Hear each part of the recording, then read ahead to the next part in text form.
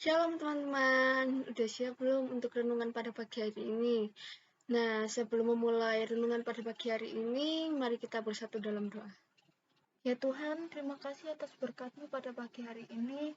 Sebentar lagi kami akan mendengarkan firman-Mu. Berkatilah kami agar firman yang akan disampaikan dapat kami genapi dalam kehidupan kami sehari-hari. Amin.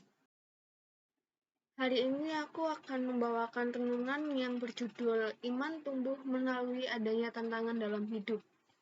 Dan dari Alkitab 1 Petrus 1 ayat 6-7. Bergembiralah akan hal itu, sekalipun sekarang ini kamu seketika harus berduka cita oleh berbagai-bagai pencobaan. Maksud semuanya itu ialah untuk membuktikan kemurnian imanmu yang jauh lebih tinggi nilainya daripada emas yang fana, yang diuji kemurniannya dengan api sehingga kamu memperoleh pujian-pujian dan kemuliaan dan kehormatan pada hari Yesus Kristus menyatakan dirinya.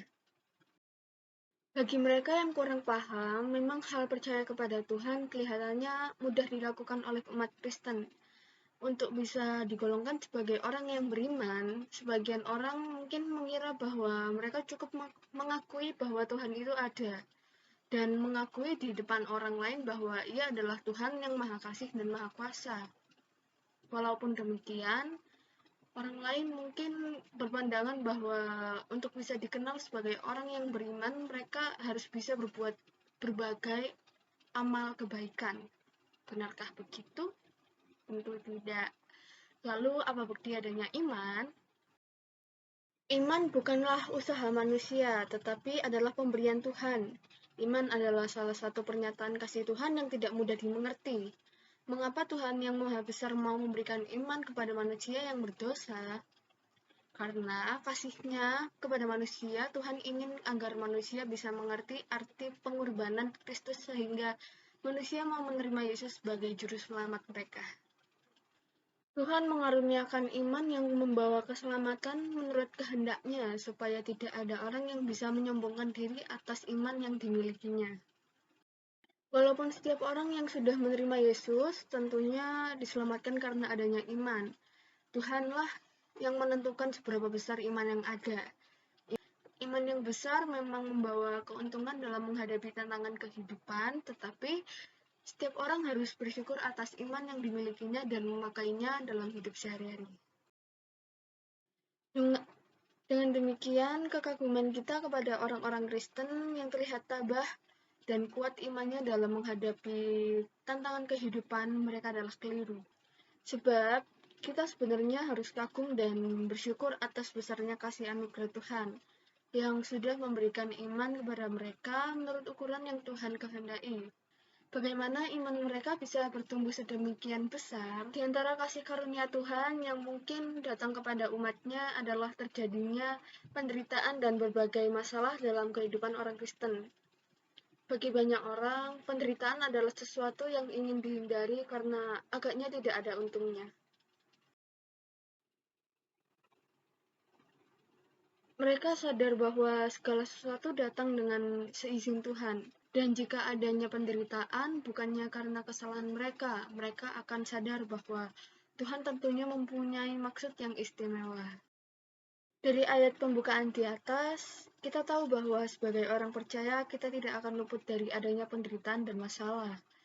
Kita memang berduka cita oleh adanya berbagai-bagai kesulitan hidup, tetapi semuanya itu bisa membuktikan kemurnian iman kita. Sehingga kita yang sudah dipilih untuk diselamatkan akan memperoleh puji-pujian dan kemuliaan dan kehormatan pada hari Yesus Kristus.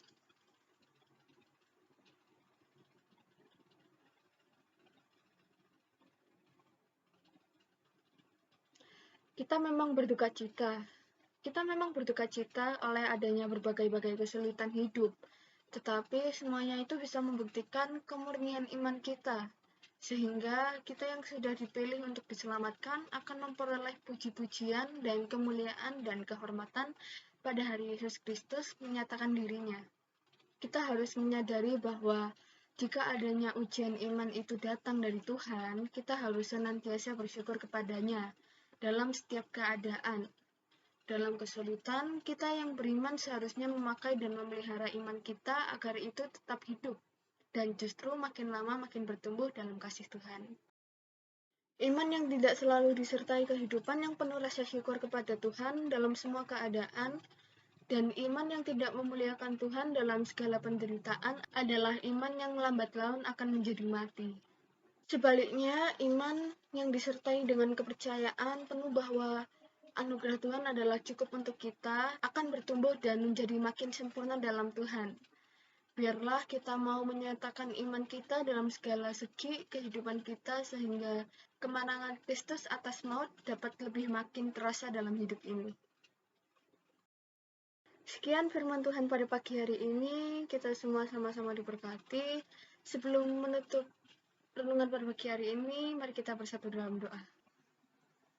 Ya Tuhan, kami telah mendengarkan firman-Mu pada pagi hari ini. Sebentar lagi kami akan melakukan kegiatan-kegiatan. Berkatilah kami agar aktivitas kami dapat berjalan dengan lancar. Amin.